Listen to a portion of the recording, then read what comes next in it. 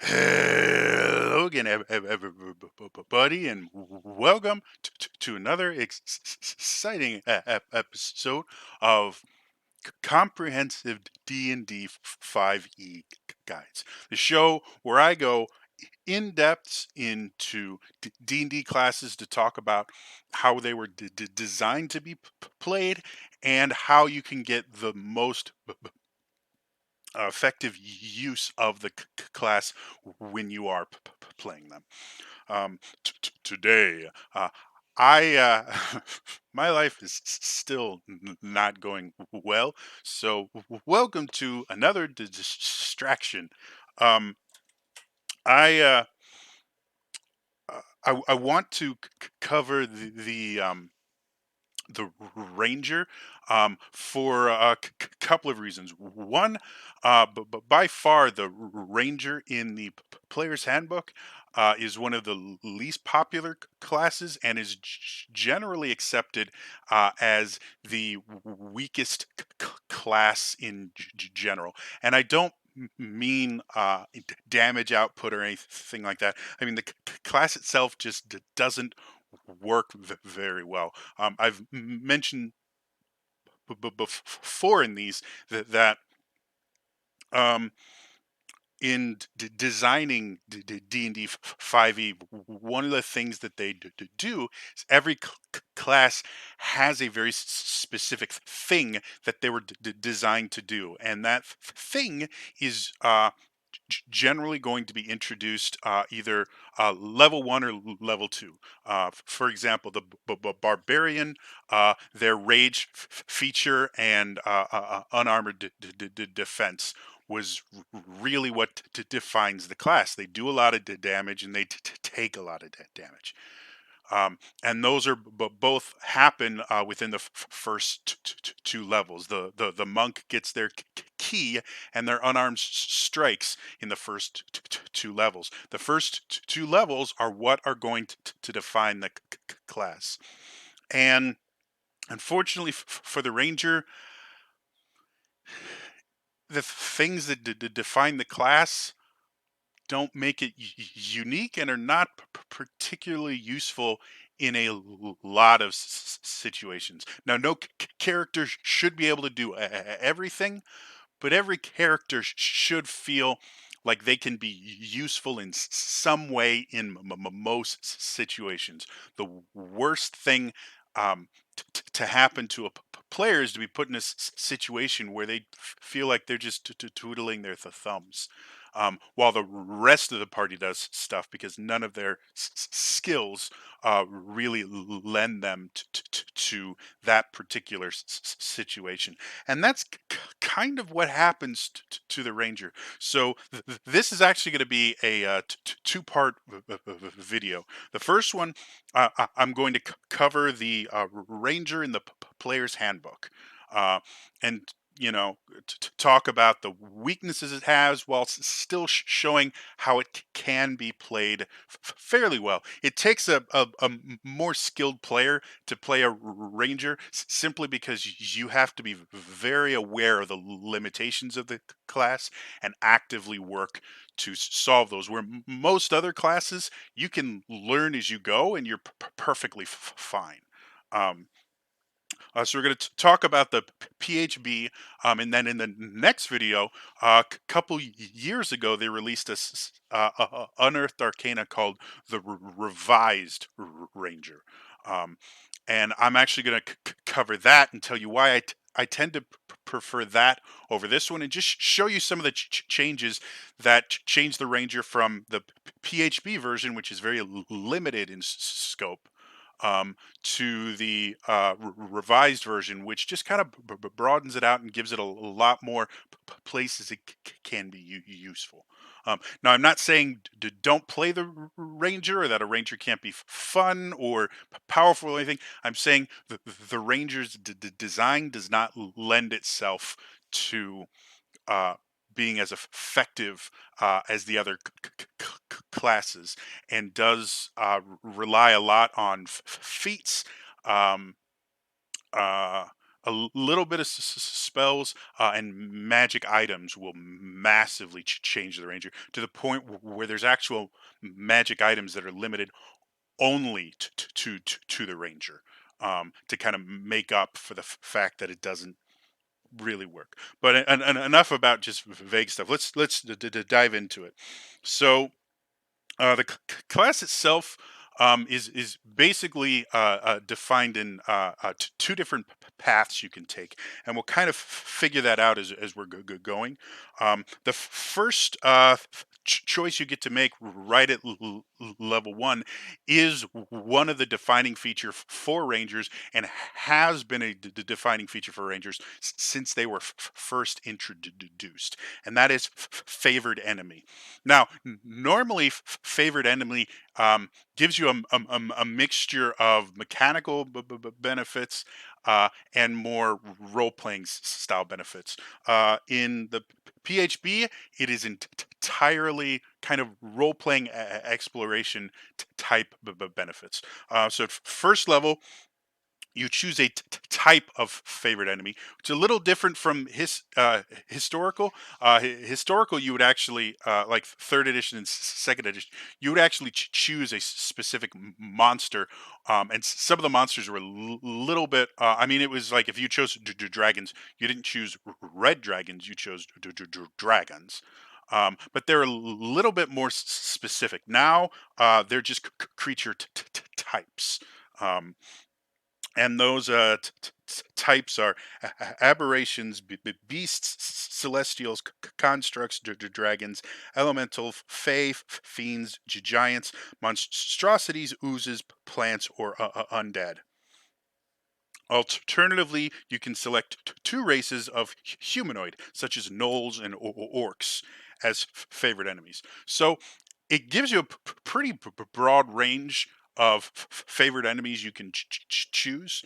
Um, However, the benefits you get for your favorite enemy are remarkably limited.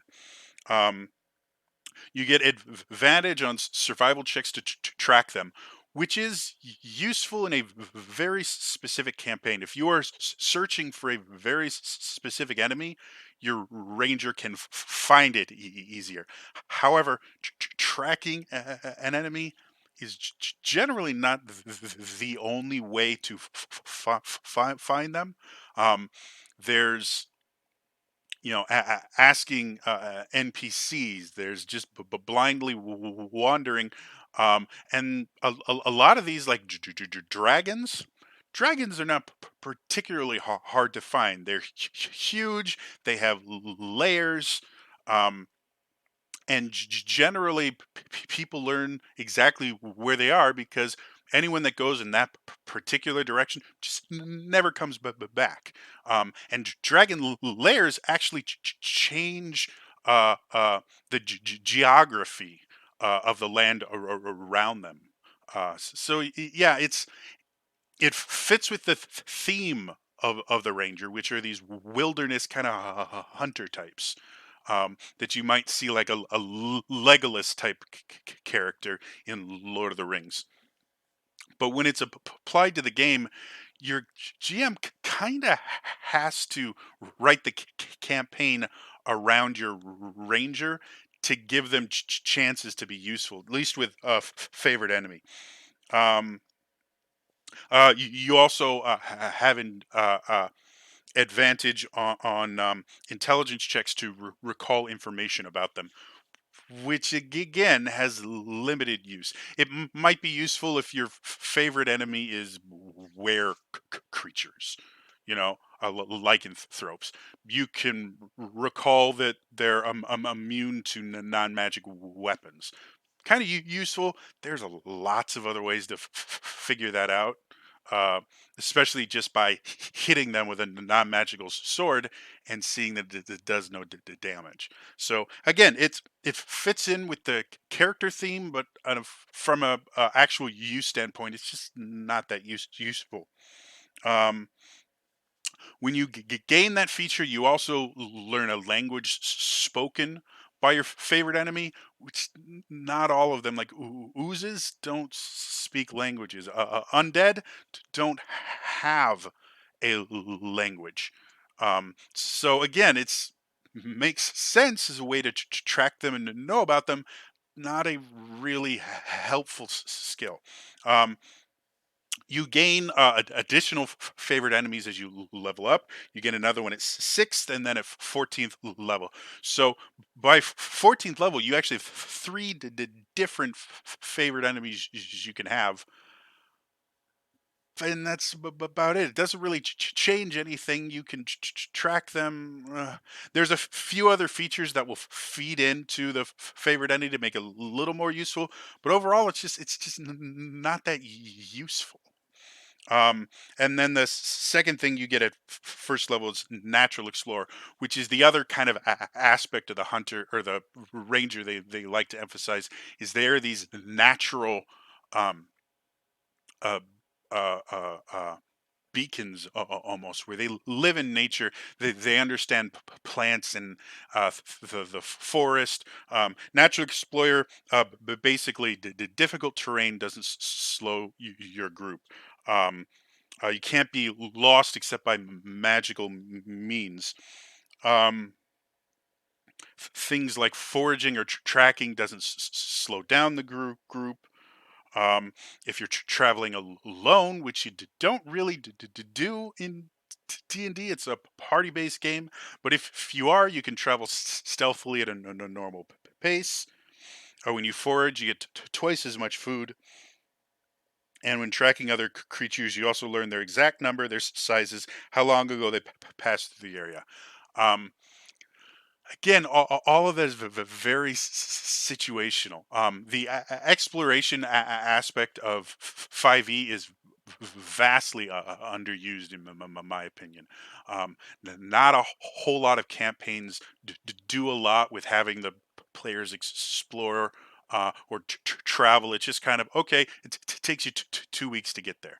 Um, and even if you are doing that, it's generally a couple skills challenges, and then you're there. So foraging is not something a lot of parties do because once you get above around level 5, you can buy food. It's not expensive. So yeah, those are kind of the real two defining features of the Rangers theme. You know, they have a specific enemy that they know more than anyone else, and they're really good at tracking and killing. And they're masters of nature. Nature doesn't hurt them, doesn't mess with them, and they can help your party with that. When you get to level 2, you get to choose a fighting style, which is the other kind of defining thing for a ranger, as you basically have two rangers, which again is this is how they've been since they were introduced. You have your ranged ranger where they use longbows and things like that, and they attack from the far. And you have your melee rangers who use two weapons simultaneously and get in real up and close and personal with the baddies. Um, the fighting styles you get to choose are archery, which is for that ranged ranger, defensive, or defense, which just gives you an extra AC and again doesn't fit into either camp. Dueling is when wielding a melee weapon in one hand and no other weapons. You gain a +2 to damage rolls with that weapon, which again doesn't fit into either style, because either you're shooting, which isn't a melee weapon, or you're dual wielding, meaning you have two. There were some rangers back in second edition that would use two-handed weapons. Um, it's not really done anymore because the class just isn't built for it. Though you can if you want to. And then the final one is two weapon fighting, which lets you add your your d- d- uh, ability modifier to your damage of your offhand weapon, and that's the dual wielding ranger. Um, yeah, I've played a dual wielding ranger, had a blast doing it. I haven't played a ranged ranger, but the spells of the ranger, which we'll talk about in a second, are geared towards the ranged ranger. There's not a lot of um, there's not a lot of melee spells you can do with a ranger, and playing a melee ranger comes up with different issues. The second thing you get at second level is spell casting. I'm not going to go into all the different spells you can get. I am going to mention one because the designers of D&D claim that this was a defining feature for the Ranger. Um, they're the only base class that gets this spell, and the only other class in the PHP that gets it is the Vengeance Paladin, which is designed to be kind of similar to the Ranger itself. The spell itself is Hunter's Mark. And what it does is you mark a target as a bonus action, and it's a concentration spell. But for an hour, anytime you hit that target with a weapon attack, it takes an additional d6 of the damage. So now, if you're using, let's say, scimitars, to take an example from a very famous ranger, if you hunters mark them and you have a 16 dexterity, each time you hit with one of those scimitars, you do 2d6 plus 3 damage for a total of 15 maximum damage per swing. That's a lot more than really any other class at level 2. Um, because of this hunter's mark. So it really is something that all rangers really have to use, which again is another thing that I not particularly fond about. If you give players a choice that they're really required to use, then it's not really a choice. And I think Hunter's Mark really should have been added somewhere into the class itself, as opposed to making it a concentration spell, and basically making it so any other concentration spells the ranger could use are generally not going to be used, because you have to use a Hunter's Mark. So that's kind of the start of where the Rangers starts having issues, is that the things that define it, Hunter's Mark, the fighting style it chooses, and favorite enemy and the natural explorer, they don't gel with each other. Like if we think back to the barbarian, um, rage feeds into unarmored defense, and vice versa. Rage makes you take half damage. Unarmored defense makes it harder to hit you. Go to the monk. The key fits into the unarmed strikes, with the key allowing you to make extra unarmed strikes and other things. This speed of the monk and everything, like everything feeds into itself. Fighting style doesn't feed into favorite enemy at all. Spellcasting doesn't fit into the natural explorer almost at all. There's a couple overlap. They're just they're not gelling, and that's what makes this class so hard to play. Is you have these just opposite ideas that they're like, we'll just put them together and it'll work. But when they don't feed off each other like they do in the other classes, they just become ineffective, because you have to choose what you're going to focus on instead of just building on them. The other thing, Rangers, shut up, phone. There we go. Uh, Rangers are what are called half casters. So they only get up to fifth level spells. They have less spell slots, and that's very much in line with other half casters like the paladin. Um, so Next up, and wisdom is the ranger's spellcasting ability. So they do gel a little bit with druids, and on the idea that wisdom is kind of the base for nature magic. Third level, you choose an archetype, which I'll talk about at the end. You also get what's called primeval awareness. Um, Now, this had the chance to feed into the favorite enemy, and it just didn't. What primeval awareness is you basically can spend a minute and choose a creature type. Um, Aberrations, celestials, dragons, elementals, fae, fiends, and undead. So not quite as exhaustive a list as your favorite enemy. Um, and all it does is it tells you if they are within a mile of you. It doesn't tell you their location, doesn't tell you their numbers. You just know if you're within a mile of, let's say, undead, which could be anything from a lone zombie wandering around to a lich. And again, it has nothing to do with your favorite enemy. You're not better at finding them, or you don't get a wider range because they're their favorite enemy. It's just, well, you instinctively know. Um, and what you do is you use an action and expend a ranger's spell slot. So now you're spell casting. They're trying to find ways to use it because you're generally going to be saving all of them for a hunter's mark.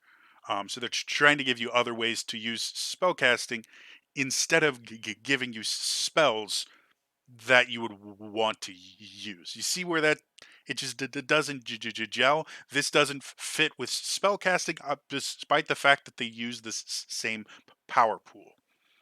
Um, Fourth level, you get ability score improvements as always. Fifth level, you get extra attack, which combined with Hunter's Mark starts becoming very useful. Every time you hit with a weapon attack, you get that extra D6. So the damage starts raking up the more attacks you get. That's one of the reasons why dual weapon rangers are actually viable.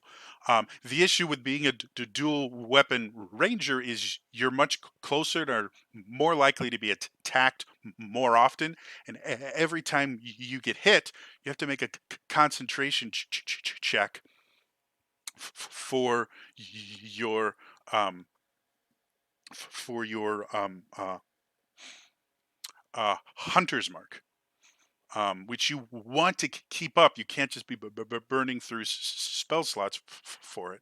Um, so um, uh, concentration checks are con saves, which aren't um, a save you're proficient with. Constitution itself is not really factored into any of your other stats. And as a ranger, you already have two stats you have to focus on. You need either strength or dexterity. Generally, it's dexterity for rangers, even if you're melee, because there's a lot of finesse weapons you can use, and dexterity increases your armor class. And then you also need wisdom in order for any of your spells with saves to do anything. Um, and now you have to add in constitution because you need it for uh, concentration checks. It just, again, the class doesn't mesh very well. So yeah, extra attack, good. It feeds into your fighting style somewhat. Eighth level, you get land stride, which basically means difficult terrain that is natural, like vines, spikes, stuff like that, that doesn't slow you down and you don't take damage from it. Very useful in very specific situations. Like if somebody casts thorns, and I have to check this. That wouldn't, because that's magical. So yeah, if you were going through a forest and there was a wall of brambles that everyone else would have to climb over or something, you could just walk through them. There just aren't that many adventures where you're gonna have to walk through bramble walls. And see, that's again, it fits the idea of the ranger, which is again this natural hunter, uh, wildsman. Um, so it makes sense that they wouldn't be damaged by plants and stuff, but it doesn't really help unless that's your entire campaign.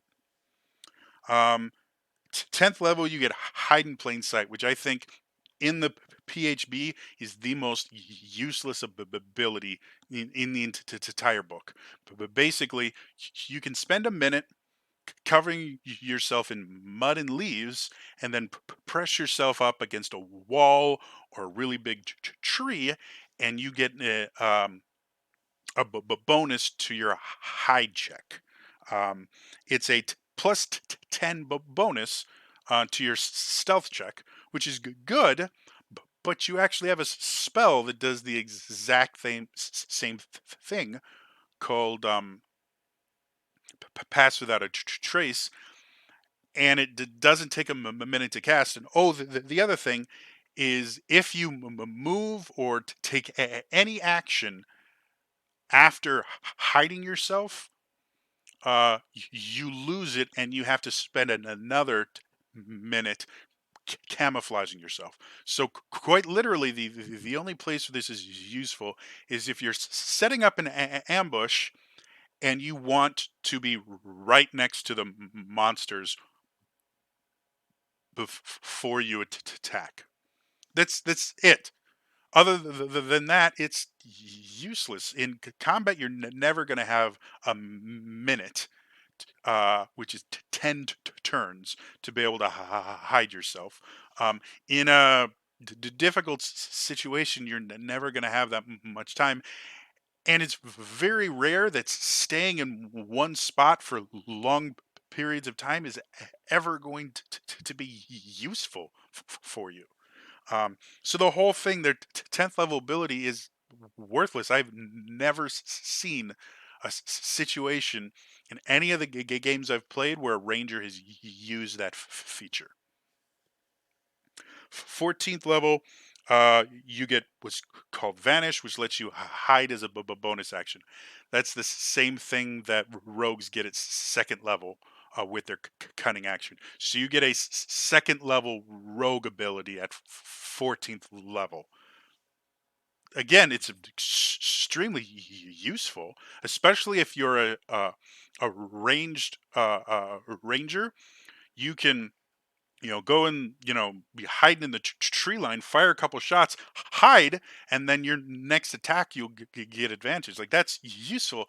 At 14th level, the bad guys are generally smart enough to not leave you that many places where that could be useful.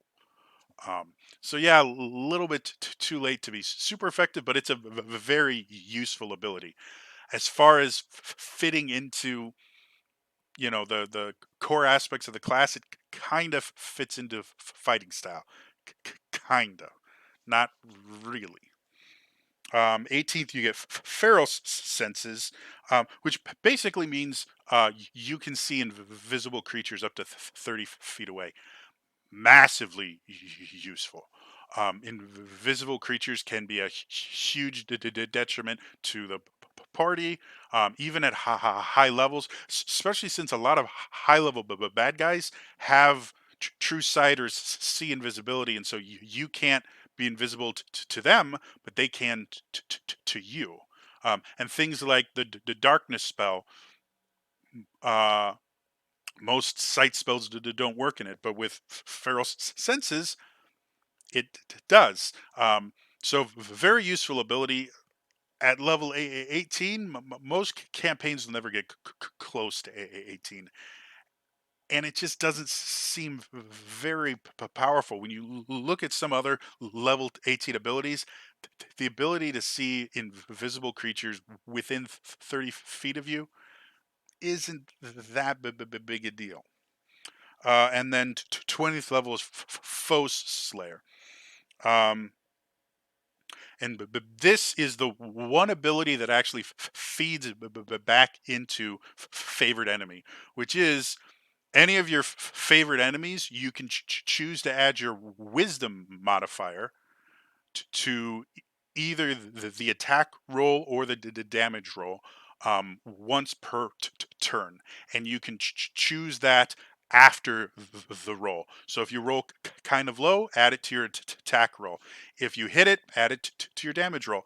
That is the only practical use of um, favorite enemy, and it takes until level 20 to get it in the base class. I'd have to look again. I think there's a couple things in some of the subclasses that will kind of affect favorite enemy, but for the base class, level 20, that's it. So you can see how the ranger, it's an interesting idea, and from a lore perspective, they're really cool. But mechanically, you just have a bunch of parts that aren't actually um, connected in any way, that don't really support each other in any way, and it makes the class very ineffective unless you take active steps to fix the shortfalls of the class. So let's talk archetypes, the PHB ones. There are additional archetypes that have been added with later supplements. I'm not going to go into those because, first of all, they actually take some of the features of the revised Ranger to make it a much better class, and they're different. So I'm going to do this, and then the next video will be the revised Ranger, and you can kind of see what things could be done to improve it. So first archetype, this is the one that 95% of players will take. Hold on a second.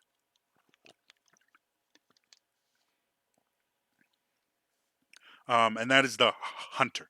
Um, the hunter is basically, I do more damage. That's all it really does, and it makes up for a lot of the just lack of mechanical combat advantages that the class doesn't have. So the first thing you get at third level is called a Hunter's Prey. You can choose one of three skills. The first one is by far the most useful. Um, First was Colossus Slayer. Basically, if a creature is not at or yeah, if it's not at full health, it takes an extra D8 of damage once per turn. Combine that with Hunter's Mark and all the other things, you can actually do pretty good damage. And once you, if you're a dual weapon ranger, or once you have the extra attack, you don't actually need someone else to hit the target. You can just hit it once and then hit it again and get your Colossus Slayer. And with crits, it's even more useful because crits double the number of the dies you roll. So if this was just a flat increase in the damage, it wouldn't get doubled.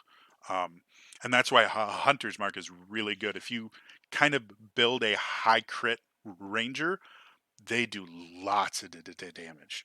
So that's good. So that's Colossus Slayer. Giant Killer, when a large or larger creature within 5 feet of you hits or misses with an attack, you can use your reaction to attack that creature immediately after its attack, provided you can see it. So if a really big creature attacks you, whether it hits or misses, you can attack back. Not that useful, and there are lots of situations where if you're fighting a huge creature, it probably has reach, so that would negate that. If you're even a lot of large creatures will have reach.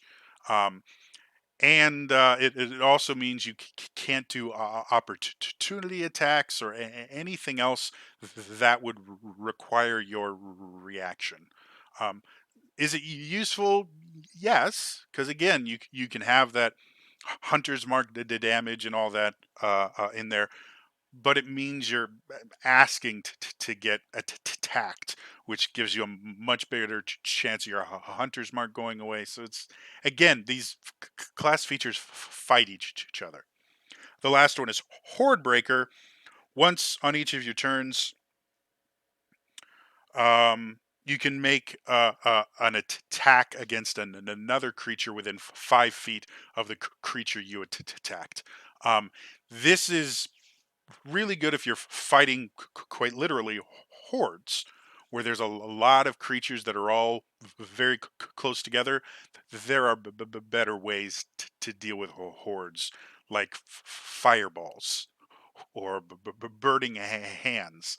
Making one additional attack just really isn't that effective, and it requires the enemies to work in a certain way. Now, if you have like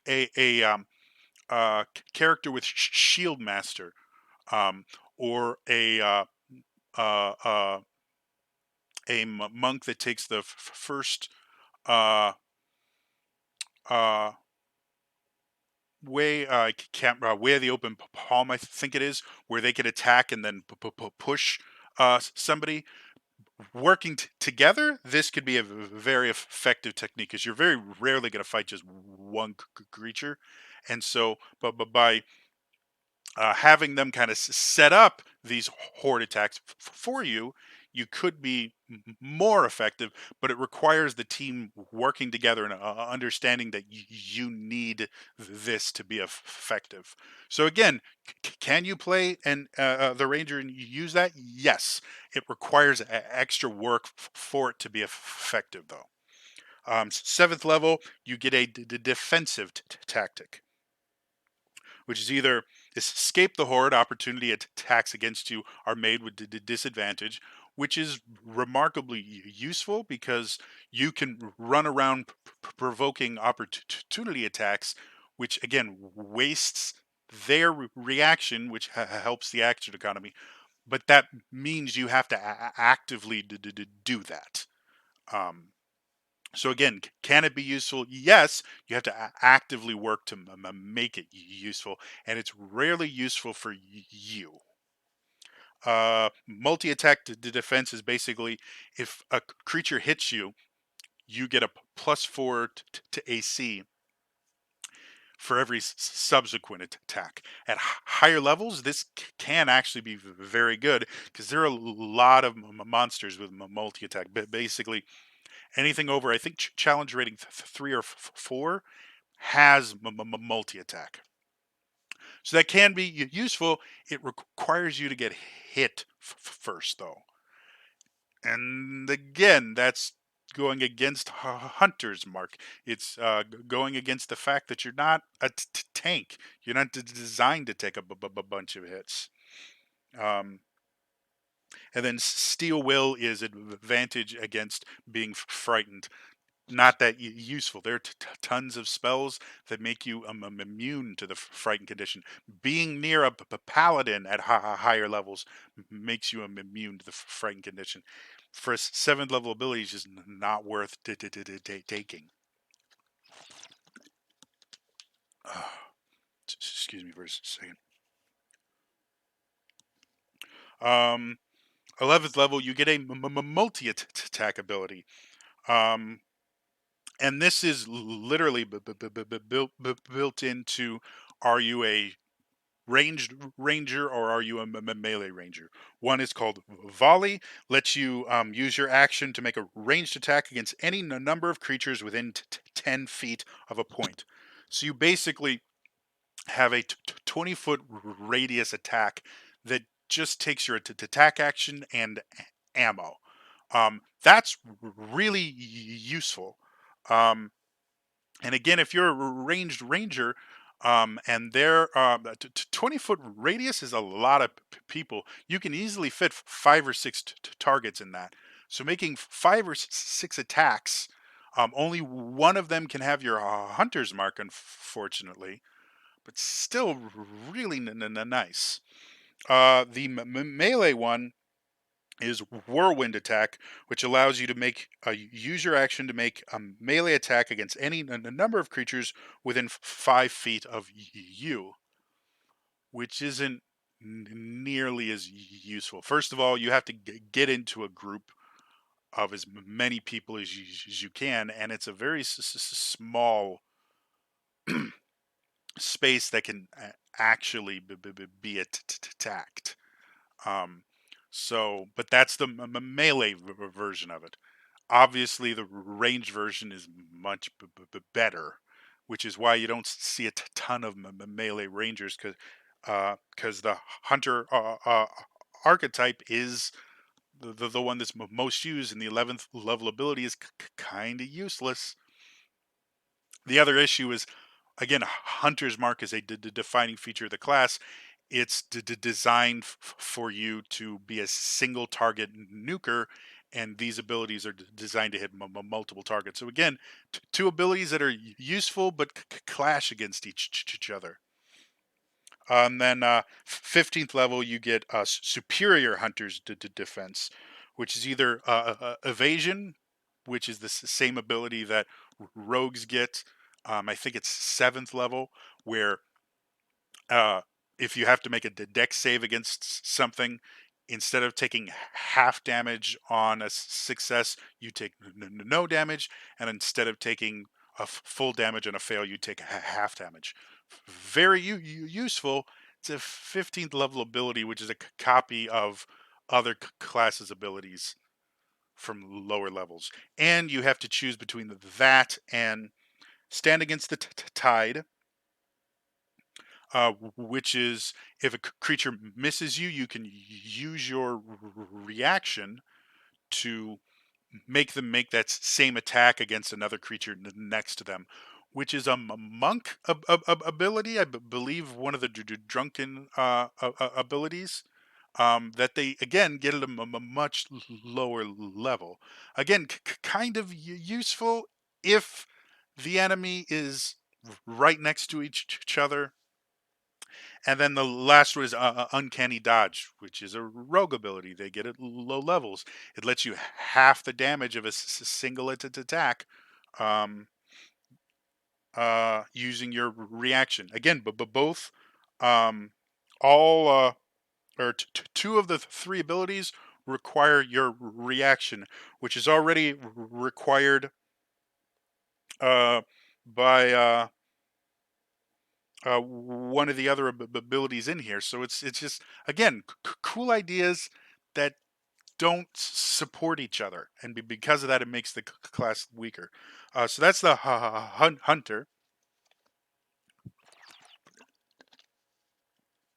The beastmaster is broken. To be blunt, you have to really understand the game well to feel you useful as a beastmaster, and even then, most of your time as a beastmaster is spent worrying about whether or not your companion is dead. Um, because it's just not built very well. So the first thing you get is you get a companion. This is a challenge rating 1/4 monster. Generally, their base hit points is starts between 7 and 13 hit points, meaning they can be one shot by creatures at level 3. Um, a level 1 character can have more hit points than your companion. As it gets higher, you get to add your proficiency bonus, or I believe it's 4 times your ranger level to its hit points, but it still doesn't do much. At level 20, if you're a max level hunter, that's 80 hit points, which against challenge rating 20 or 25 creatures is still one or two hits and it's gone. So it's somewhat useful, and not really. Now I understand why it is this way. Adding an additional, as I've mentioned before, action economy in fifth edition is very important. If you add extra actions to either side by adding characters or anything, that side has a distinct advantage. It's just how it works. So I can understand some of this. So the other things you do, you add your proficiency bonus to the creature's AC, to its attack rolls and the damage wells, and any saving throws and skills it's proficient in. Most monsters have maybe one or two things they're proficient in. Generally not saves, or if they do, it'll be one save. And because these are such low level monsters, none of that really does anything. Like a panther, just to give you an example. Base hit points 13, armor class 12, and it's trained in perception and stealth. That's it. It has no saving throws. It's trained in. Um, and it has a +4 to hit and does 1d6 plus 2 damage, or 1d4 plus 2 damage. Even at a low level, that's not really that much damage. Even if you're adding 2 or 3 or 4 damage to that, still not much. Um, the other thing is that the beast acts on your initiative, but doesn't do anything unless you tell it to do something. And most of the things you have to command it to do to take your action. So this is where action economy comes in.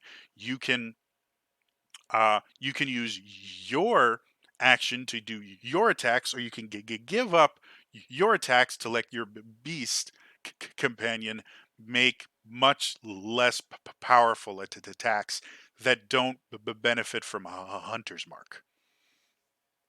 So you can see how the beast companion just starts getting pointless right away. Um, it can move without you issuing any commands to it. Um,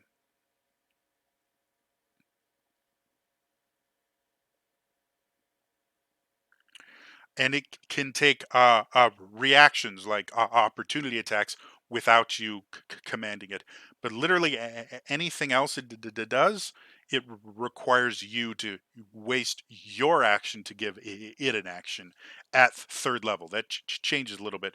Um, this doesn't feed into your fighting style almost at all, because it's taking away from your ability, and it doesn't help your uh, favorite enemy, or natural explorer, or your spells. Like, this entire ability is a just changes how the thing plays, and it's nothing to do with the earlier levels.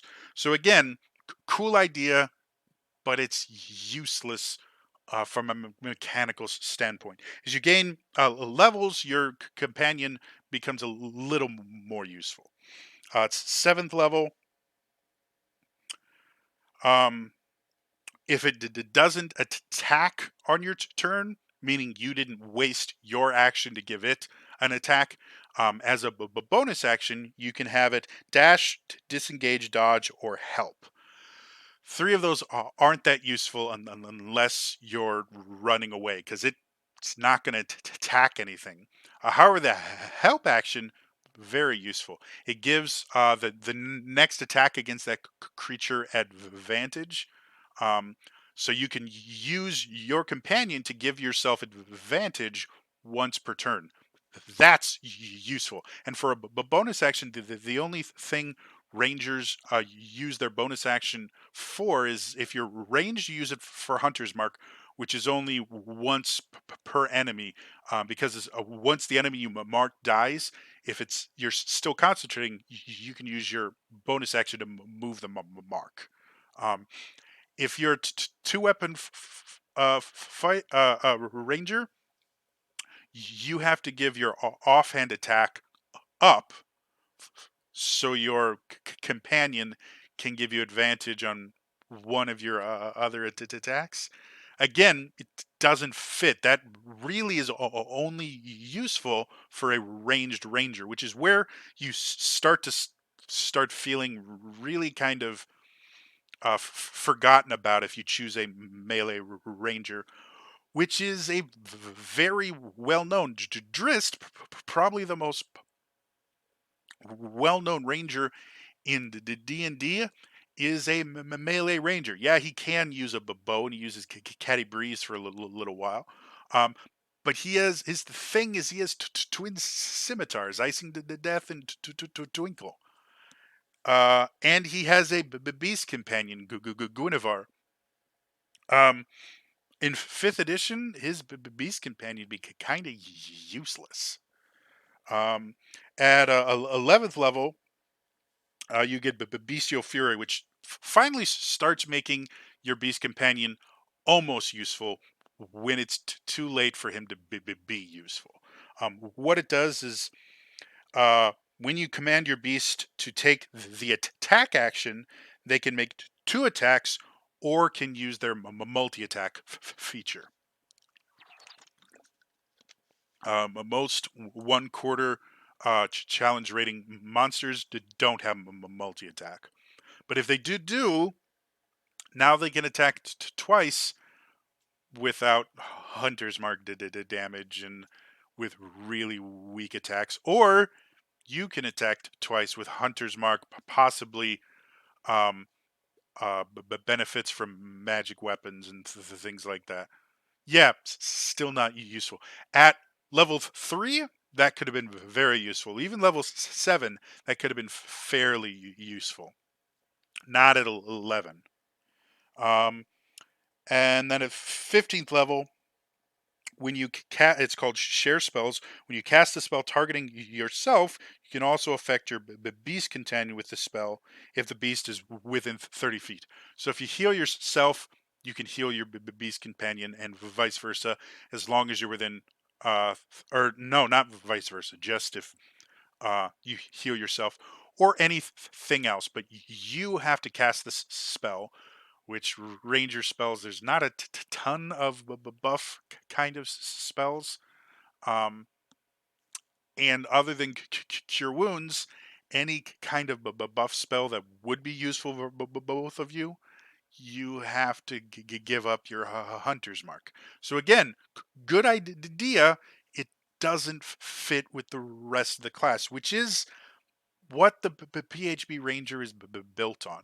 Um, so actually, playing this again, I have a ranger. He's a dual wielding ranger who's a hunter, and I believe he's level 9 at this point. And I played him from I think level 1 or 3. Started him real young, made him all the way to level 9 in the Adventures League, and he's fun to play. He uses two whips. He can do a lot of fun stuff. He's a character.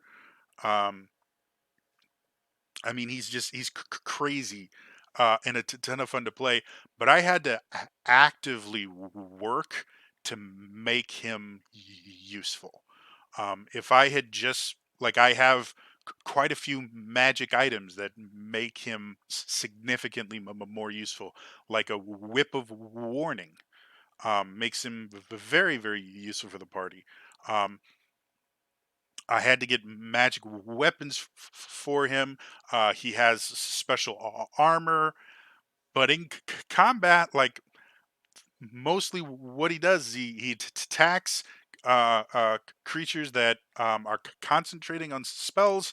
He goes around and takes opportunity attacks and dies a lot or gets rendered unconscious a lot. He's not really the most effective um, player, but he does pretty well. Um, so yeah, but I the only spell I ever use is a Hunter's Mark, and with that, and he has a 20 dex. He can do a pretty decent amount of damage with his two whips, despite them only being D4s for damage. He's respectable, but it took a lot of effort and planning to get him to the point where he's decent. And once you break into tier 3, my ranger becomes kind of useless compared to fighters that have all these cool abilities and or especially like wizards or sorcerers that are using crazy magic. I just kind of sit in the back and track stuff and use my whips because they're cool. So but playing a ranger, you can play them. You make them fairly effective with what's in the PHB. Excuse me. You need to get good magic items for it to be useful, and you need to look at feats um, to really complement what they can do. If you're willing to put a little extra work in, they're great. But choose the if you're only using the PHB, choose the hunter path because the Beastmaster just isn't worth it. Now, like I said, the next video I don't know how long it's going to be before I get it out, but the next video I'm actually going to talk about the revised Ranger um, and how they fix both of these archetypes and the class itself. Um, so yeah, if you guys have any comments or ideas about the Ranger, or even better, if you have stories about playing a fifth edition Ranger, leave them in the comments below. Otherwise, that's all for me today. I'll see you guys next time. All right, bye bye.